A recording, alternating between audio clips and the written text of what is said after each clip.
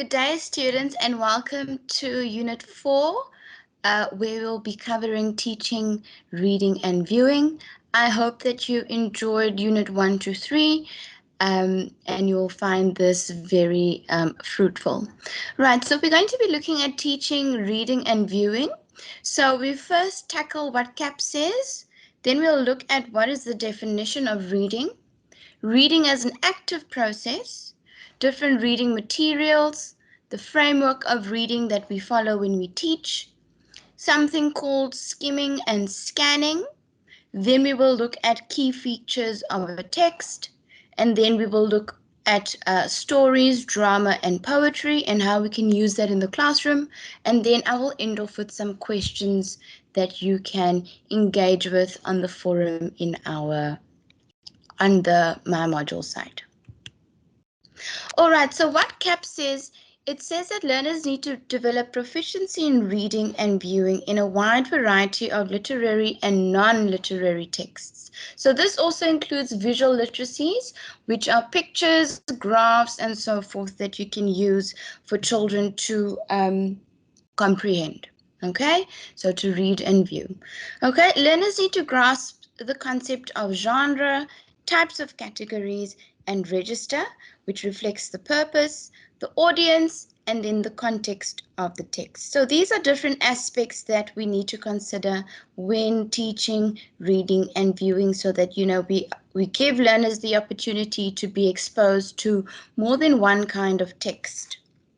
Okay, and then of course the process of reading, where it consists of the pre-reading, while reading, and post-reading activities.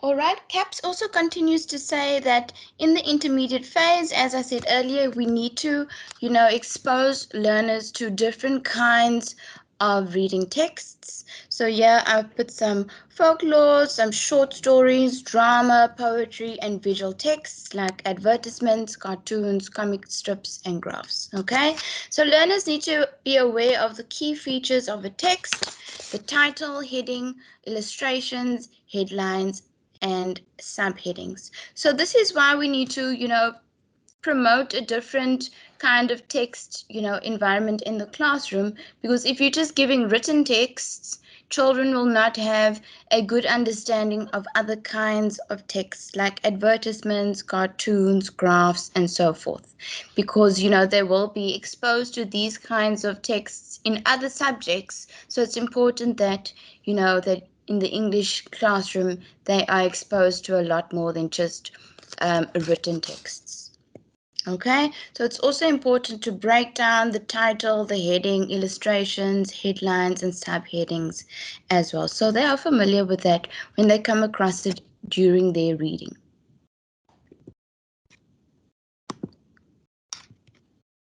Right, what is reading? So reading involves the most incredibly complex, interrelated set of brain processes humans ever have to engage in. So although as adults we find reading quite easy, but for children this can be a complicated process. And this is why we need to consider a lot of aspects surrounding reading. It's not about just picking up a book and sounding out words and so forth. Okay, so there are a lot of complex kind of processes that happen within the reading process. Okay, reading without comprehension is a meaningless activity. A reader should look for meaning behind the written words. So it's important that children are also comprehending and understanding what they're reading, because then there would be no point. Okay, so this involves some vocab skills, comprehension skills, and study skills, which you as the teacher will teach to the children through the reading process. Okay, so reading is a very active process. As I said, it's not only about just picking up a book and immediately reading. Okay, so a learner needs to always be involved in the text. Make sure that you as the teacher are not always reading a text to the learners, but they have the opportunity to also read it for themselves. Okay, give them the opportunity to make predictions, identify main ideas, deduce certain information, and then for them to have the opportunity to construct meaning. Okay, so it's not only just about reading a text beautifully, there are other aspects we need to consider. Okay, and that's what makes it active, where the child is actually engaging with the text, making predictions, identifying main ideas, and so forth. Okay, so there are a range of different reading approaches. You can also find it on page 64, but I'm just presenting a, summarized version of the approaches. I would suggest that you maybe pause the video, go and read page 64, and then return to this slide. Okay, so we have the bottom up, the top down, and then of course a combination of the two methods, which is also known as the interactive processing. So the bottom up is the lower level reading process, which are the basics of letter and sound recognition, and then followed by word recognition. So for example, when a child is reading, they will see, oh, there's a word, I don't recognize the word, but I can sound it out, cat, and then they're able to recognize the word. Okay, top down is when they work in reverse of bottom up, so they're able to work with the whole text, recognize words, and then find meaning from that. Okay, and then they work backwards from that. Okay, and then it's important that they combine both these approaches to find meaning, as it's a more interactive way and style of reading.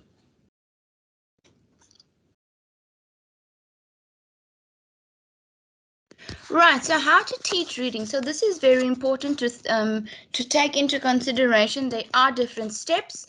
Again, we don't just hand out a comprehension, expect children to read with understanding, and then they answer questions. Okay, so the pre-reading phase is often not spent a long time on. So I think it's important that as a teacher, we do prioritize the pre-reading phase as well. Okay. So it is important to also look at the while reading activities and the post reading activities. And we will go through this at a later stage of this presentation. Okay. Through this process, you also need to select suitable reading material. If I'm teaching a class of grade 4 learners, and I take out a encyclopedia with words that we haven't familiarized ourselves with, the children will find it very difficult. Okay? If I choose a reading text that has the level of a grade 1 learner, the children will, of course, find it quite boring or too easy. So it's important to have a good understanding of where your learners are at, their abilities, and what level of reading they are at to choose the suitable reading material. So it's not too difficult. It is a little bit challenging, but also not too easy. Okay? Take learners' interests into account and make sure the texts are meaningful. So it's important to also gauge and see, what are your children listening to? What are they reading at home? And see what kind of interests or common interests you can find in the class, that is relevant to the theme of that week. Right, so now we're going to break down each step. So the pre-reading, this is where before you've even looked at the text, before you even read the text, okay, the teacher needs to stimulate curiosity and interest. So this is a good way to, get children motivated and make them want to read the text. So it's good to also include some pictures, maybe some other media like videos relating to this specific topic. Okay, here you are activating and speaking about prior knowledge and what children already know. So you're making those connections between their background knowledge and what connections they can find with the text. You can also look at the source, the author, and when the specific text was dated. The date can show maybe the type of English that they're using or a specific event that's relevant. Okay, you can also look at the book cover or the pictures of the story and try and make some predictions from that, and maybe write those predictions down and come back to them at a later point. While reading, so of course, while reading, there are, a number of things that you can do. So reading with comprehension is very, very important for learners during the while reading phase. So the teacher should ensure that all learners understand what they are reading. In the pre-reading phase, you can also go back and say, okay, wait, there are some words that we have not learned, or that the children might struggle with. So you can also bring in some vocabulary in the pre-reading, so that the while reading process is not focused too much on trying to code the different words. Okay, so during this phase, it's important that you check for understanding on a continuous basis. Don't just check in the beginning or at the end. Use contextual clues. So again, it needs to be context based. If it's something about the weather and you're speaking about snow, South African children aren't familiar with snow, so it is kind of an abstract kind of idea. So think about things that is contextual to South African children. Use phonic or word attack skills if they're unable to read a word. Identify the structure of a text. Is it an advertisement? Is it a newspaper article? Consider the emotive language. So what language they are using. Is it an angry text? Are they happy? Are they sad? Are they persuasive? Okay, and then also look at the fact or opinion in the text. Make inferences. Identify the register of the text. Denotation and connotation. Okay, so that's important. So what is the meaning of the word versus the association of the word? So remember that sometimes a word can be placed in a strategic way to, on an advertisement, to kind of trick the reader. Okay, so look out for that. Then we look at graphical techniques and using metacognition to understand when reading. So this is, the self-awareness of the child. So there are a range of activities or things to do while reading, okay? So it's important as a teacher, maybe, take a few ideas and at each lesson focus on a different thing. So for today, we're going to focus on fact and opinion, and maybe tomorrow we will, start looking at that connotation and see is the association of the word the same as the meaning of the word. So obviously don't do too much in one lesson. Try break it up and be creative in that aspect. All right, and then the post-reading phase. So a lot of the time we as teachers just give out 20 questions based on a text and expect children to be interested. Okay, so try be creative in this aspect. It doesn't have to be a written task. Okay, they could maybe act out a part of the comprehension, or maybe write a poem about what they felt during reading the comprehension. Okay, so you can maybe start off with a bit of a discussion, and children can then head off to do the independent or pair work together. Okay, so things to think about is, what is the text about? What's the main idea? What have I learned? What didn't I know before? Do I understand the purpose of the text? Do I understand the author's intention? At this point, you can also go back to your predictions, see who was on the right path, see who didn't really understand what they were doing, and so forth.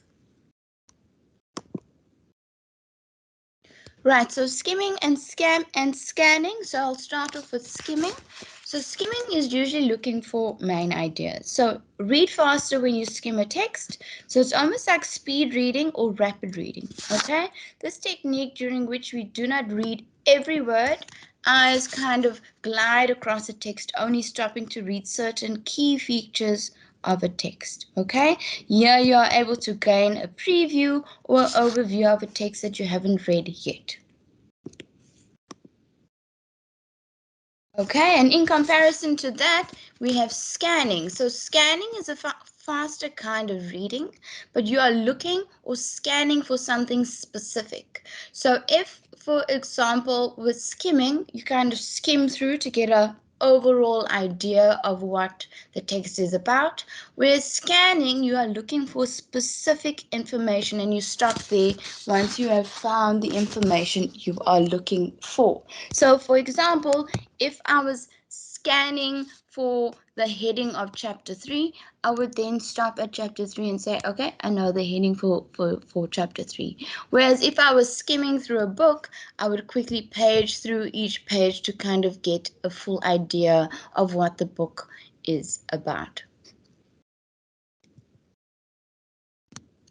Okay, so another thing to do with your learners while reading a text, they can make notes, they can make a summary, and they can look at mind maps. Okay, so the first thing would be underlining main ideas, drawing lines in the margin to connect one idea to the next, circling keywords, tabulating information, highlighting, and mind mapping. So this is a good way to break down a long or bigger text where, children are struggling to find the main idea or find certain information. So this is a great opportunity. Once you have read a text, they are able to, go back to the text, circle certain keywords that they need to look out for, tabulate and summarize the information that has been given to them in the text. All right, so reading aloud is a very important activity to do within the class. Remember, it's not just about reading well and reading beautifully. The reader should show an understanding of what they are reading. So remember, if you are reading a sad poem versus reading a energetic and happy poem, the child needs to understand that there are two different ways of reading, each poem. Okay? They also need to understand that they need to captivate their listeners and use different kinds of pace variations, different kinds of tones, should they speak louder or softer, and so forth. Okay, so they need to also understand that they read a specific text in a fruitful manner. So obviously, if they're reading advertisement, they need to be funny and jokey and alive. Whereas if they're reading a sad poem, they kind of need to maybe bring down the level of their voice, slow down their pace, and so forth. Okay, and this you can speak to children about, their eye contact, their phrasing, their pitch, the emphasis on certain words or sentences, the pace at which they're reading, the tone in which they're reading, voice modulation, so changing the pace and tone or the volume of their voice, and also the attitude and the way in which they read.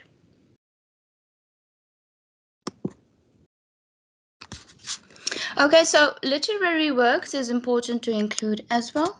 Involve the learners actively all the time, because if they are not involved actively, if they're not participating actively, they're going to get bored and then they will start becoming disruptive. So think about creative ways that you can involve children actively and not just let them sit at their tables, listen to you read a story.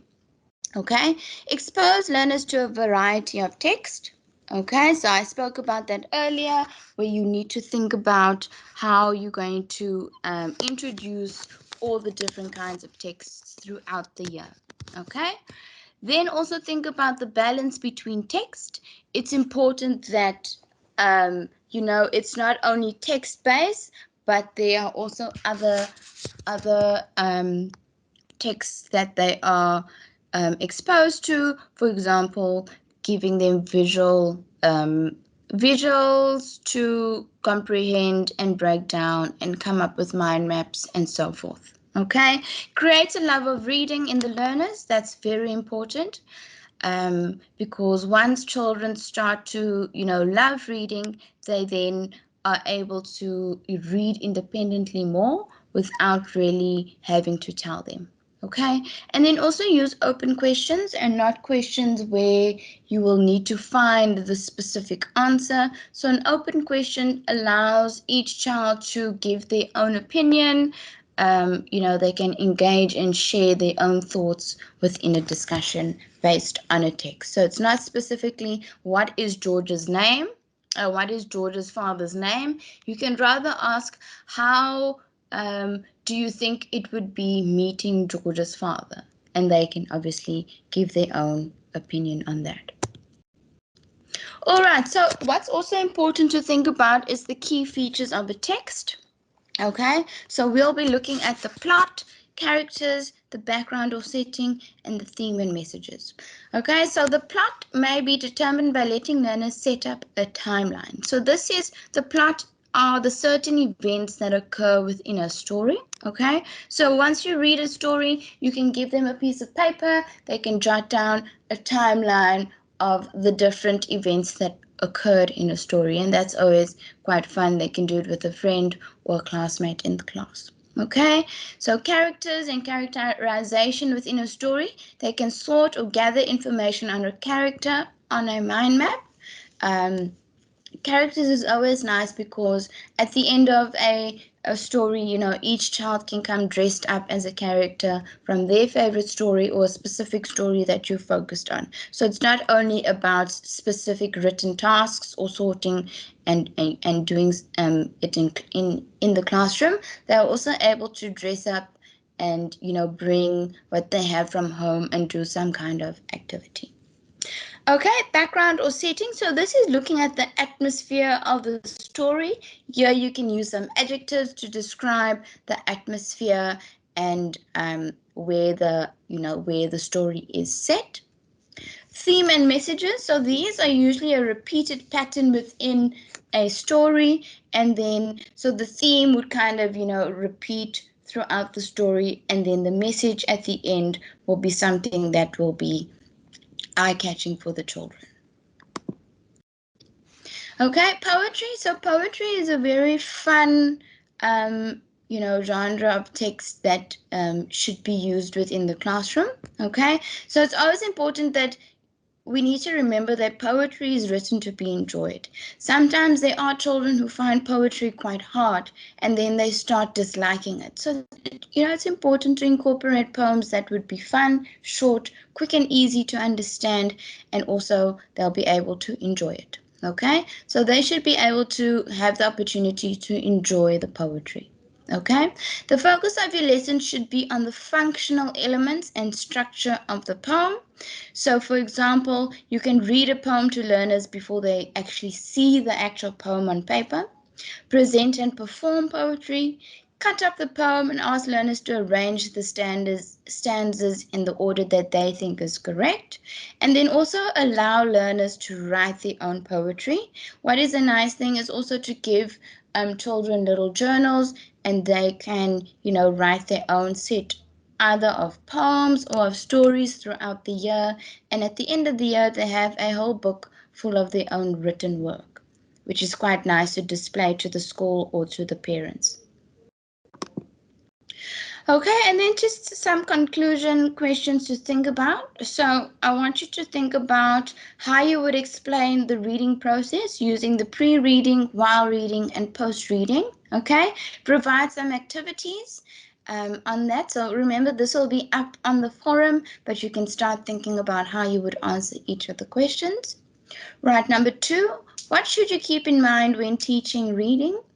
How would you go about instilling a love for reading in learners? Remember, each child is different. Some children don't like reading, and others actually, love reading because they've been reading since a younger age.